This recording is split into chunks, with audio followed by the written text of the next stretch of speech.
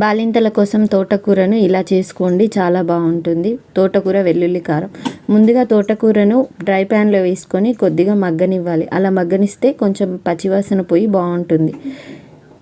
తర్వాత నూనె వేసుకొని అందులో జీలకర్ర వెల్లుల్లి వేసుకొని ఉల్లిపాయలు కరివేపాకు యాడ్ చేసుకొని దాన్ని కొద్దిగా మగ్గనిచ్చిన తర్వాత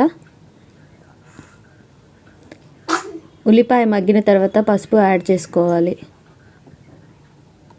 పసుపు యాడ్ చేసుకొని మనం మగ్గించుకున్న తోటకూరని అందులో యాడ్ చేసుకొని ఒక 2 మినిట్స్ మగ్గనివ్వాలి. అంతలోపు వెల్లుల్లిపాయ జీలకర్ర బాగా దంచుకొని ఒక స్పూన్ కారం కూడా అందులో యాడ్ చేసుకొని పేస్ట్ లాగా దంచుకోవాలి. ఆ పేస్ట్ని తోటకూరలో యాడ్ చేయాలి. యాడ్ చేసి సాల్ట్, ధనియాల పొడి మనకు తగినంత వేసుకొని టమాటో కట్ చేసుకున్న టమాటోస్ కూడా యాడ్ చేసుకోవాలి. ఇది మొత్తం బాగా కలుపుకొని ఒక 5 మినిట్స్ మగ్గించుకోవాలి మీడియం ఫ్లేమ్లో.